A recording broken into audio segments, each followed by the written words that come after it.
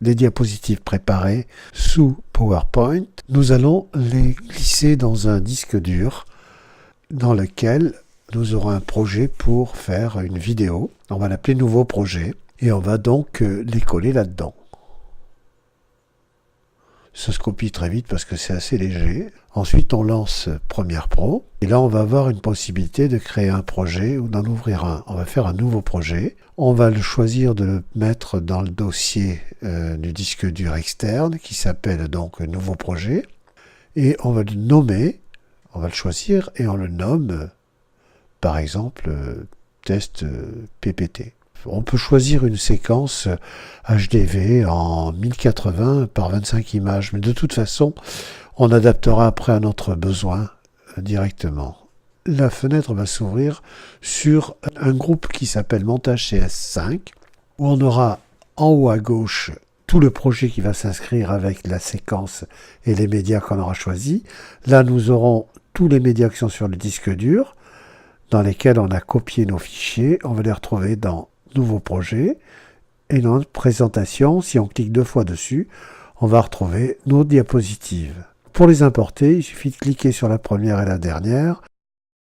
Avec touche Shift et Importer sur le clic droit, on va les retrouver dans le dossier de projet. Ensuite, on va prendre une séquence qui va s'adapter au format des diapositives. Donc on clique sur une. Avec le clic droit, on va avoir un menu déroulant et on va choisir de faire une nouvelle séquence à partir de l'élément. À ce moment-là, dans la fenêtre à droite, on va avoir le média qui va s'afficher.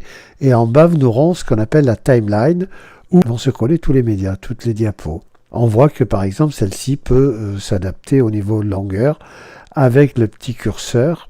On a le curseur en bas pour pouvoir agrandir la timeline et voir mieux nos médias. On verra que le haut est en rouge, c'est parce qu'il n'a pas été révélé. On va prendre toutes les autres diapositives, donc de la 2 jusqu'à la 13.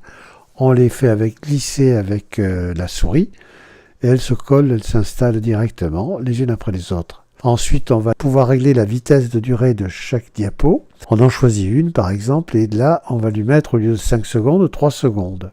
Et puis, il faut faire propagation pour qu'elle s'adapte avec le reste de la timeline. Donc, on voit qu'effectivement, elle est plus petite que les autres puisqu'elle fait 3 secondes et les autres 5. On va les régler avec clic droit, vitesse durée. Là, on va choisir 3 secondes et elles vont s'adapter toutes les 3. Il ne faut pas oublier d'appuyer sur propagation et on fait OK. Et effectivement, elles se remettent toutes à la suite et elles font la même longueur, elles font 3 secondes chacune. Maintenant, on va les resélectionner et on va faire séquence, révéler les effets. Et donc là, ça y est, le film est bon.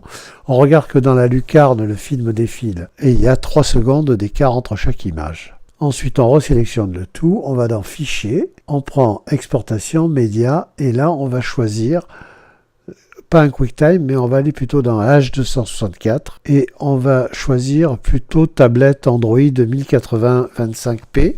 Ensuite, on choisit bien sûr que le média, on voit bien que la taille est à 1920-1080. On va l'enregistrer donc dans le nouveau projet au même emplacement que le reste. On va faire enregistrer et on n'a plus qu'à faire exporter.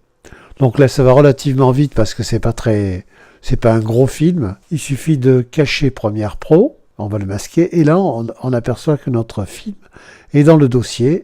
On va l'ouvrir avec VLC et effectivement, notre film défile parfaitement. Les diapos sont séparées les unes des autres de 3 secondes et le film est terminé en MPEG 4. Voilà. Il n'y a plus qu'à envoyer ce dossier, ce fichier, l'envoyer au client.